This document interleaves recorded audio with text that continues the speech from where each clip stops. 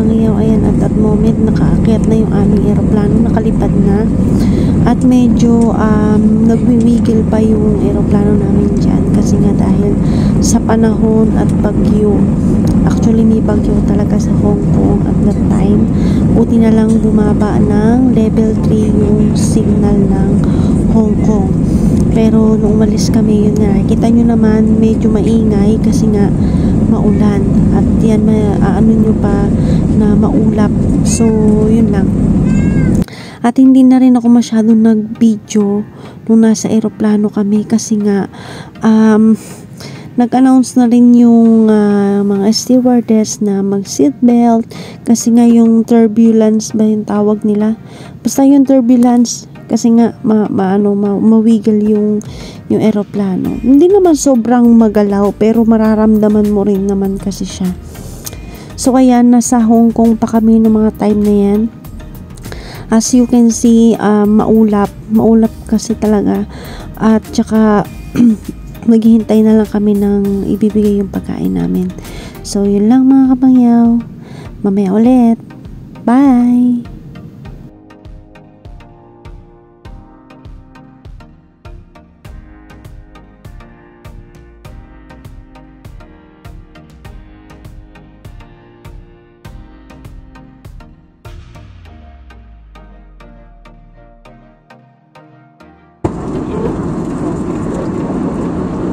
Serving chicken in a salad with rice or meat with pasta? Chicken. Chicken.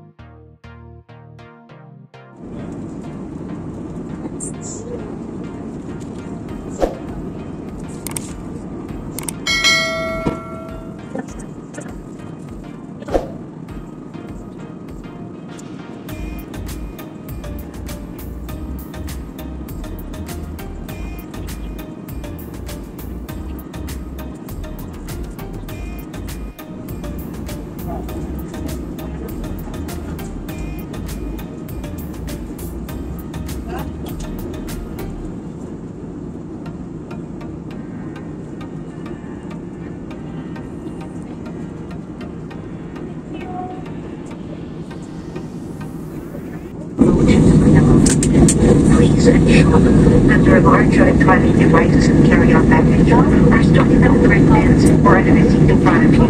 Your seatbelts are fine, drinkable stoves, window shades open, and seatbelts are be fastened. Open coming around to assist member on arrival. Please refrain from removing anything from the aircraft and ensure that your cell phones are carefully lowered.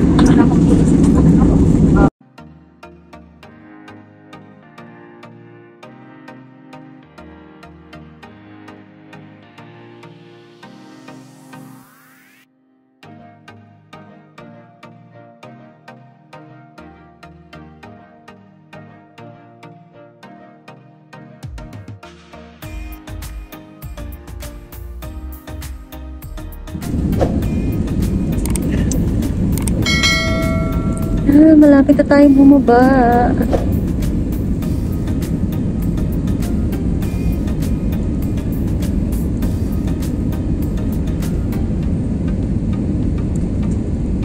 Malapit na.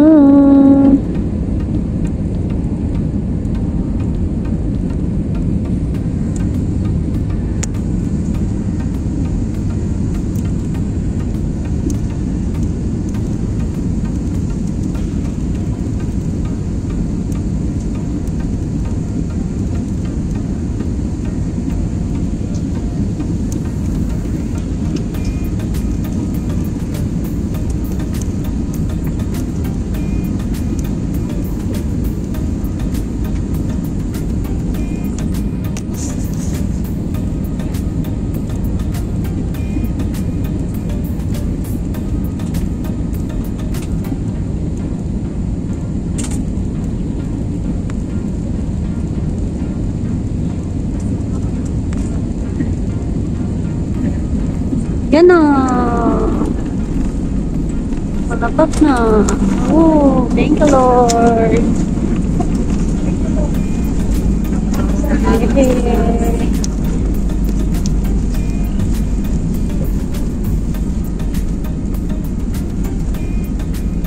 Hi.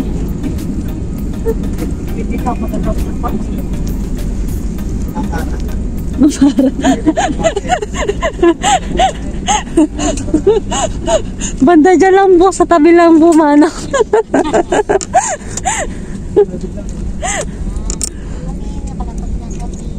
Yay!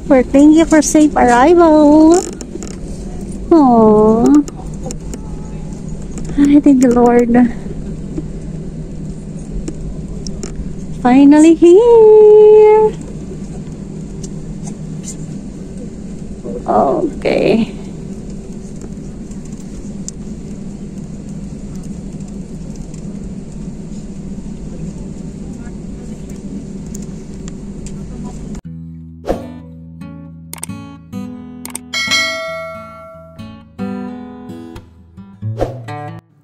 So, ayun na nga, nakalapag na tayo dito at lumalakad na tayo sa hallway papunta dun sa ating mga luggage. So, siguro nagtataka kayo kung bakit laging gabi yung flight ko. Pinipili ko talaga yung gabi ang flight kasi nga sa Pilipinas, grabe ang traffic. So, at bukod pa doon, pag umalis ka kasi sa bahay ng amo mo, automatic yun, one day na kagad yun. So, kaya ginagawa ko gabi yung flight ko para ang count noon kinabukasan na. Tama-tama, nakalapag na ako sa Pilipinas. Ang bakasyon kasi natin sa Pilipinas, 2 weeks lang palagi every tapos ng kontrata. So, yun. Tsaka, mas convenient pa gabi kasi wala masyadong pasahero, wala masyadong tao sa airport, konti lang ang mga dumarating. So, yun. Sana nag-enjoy kayo sa ating vlog at ayan, sana matapos niyo yung ating video. Thank you!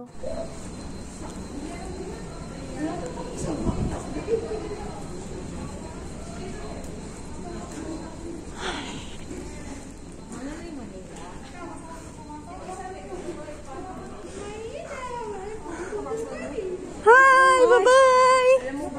Bakit? Ano nangyari sa'yo? Ha? Nakita mo ako? Thank you po. Bakit? Ano nangyari sa'yo? Ihina ako. Akala ko maabutan talaga ako. Kami nga, hindi kami nakatayo doon sa katabi namin na Alam mo yung iniisip ko yung silang maistorbo. Tapos yung tapos na parang, sige na, sabi sa'yo, hindi pa ako pinapasa sa'yo. Pang malamang to. Kanina pa ako na huwag silang maistorbo. Tapos, yung naka-video ba yan? Oo. Yung katabi namin na Nigerian. Diyos ko, simula ng pag-akyat hanggang pagbaba, tulog. Ihingi na kami ng kasama ko. Tapos alam mo dyan, kung may isa may ulangan. Sabi ko, pwede ba ako makiihi? Baka hindi ako abutan. Kasi ang alam kong siya sa may immigration Dulo. ko. Oo. Hindi nag-protest mo siya. Sabi mo, mayroon ka ng video. Meron naman na tayo yun, di ba? Ano yan? Yung arrival mo? Yung arrival. Yung e-travel? Oo. Nag-sign in na ako yun eh. Nag-sign in ka na rin ba yan? Oo. Ginawa ko kagabi. Ako kahapon lang. Ay, good luck. Good luck. See you again. Ako sa'yo.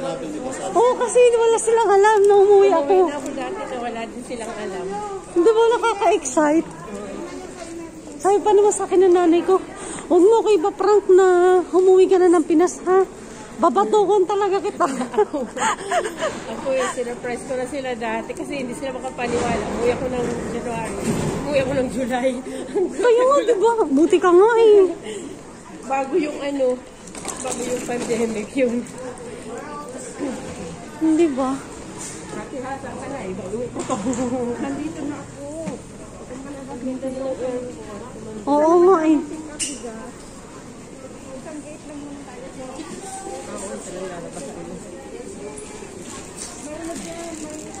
Dami nilang dalang sapatos eh. Uy! Taparin yan. Dito rin pala yung kasama. Connecting ka pa, no? Parang yung kasama ko kanina na isa rin. Connecting din siya. Ay. Okay, dito naman tayo magtutuos.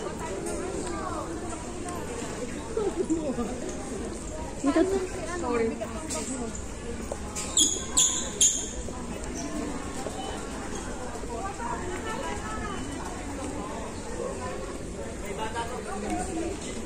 Pag may bata daw, may bata ba kayo?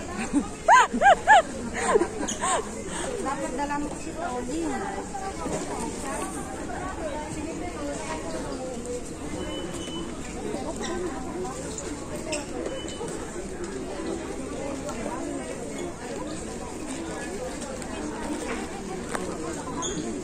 Dito, mabilis ang pila.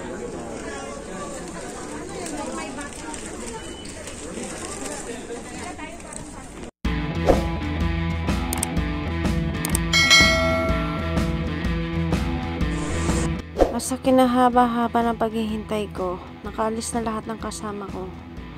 Ako na lang nahuli. At finally, dumating na rin yung aking luggage.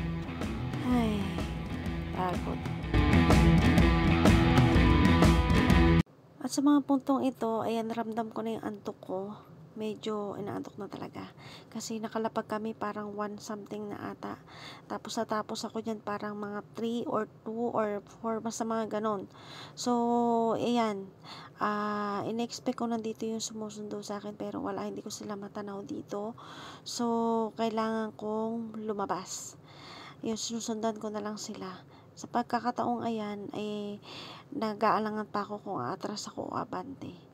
Pero dahil nalaman ko na dun pala, so dire-diretso ako dyan hanggang malampasan ko yung guhit na yan at pumunta ako sa baba. At sa pagkakataong ngayon, inip na ako kasi akala ko naman pagbaba ko dyan makikita ko na sila. So hindi ko pa rin sila pala nakita kaya in-off ko na yung aking cellphone. Bye.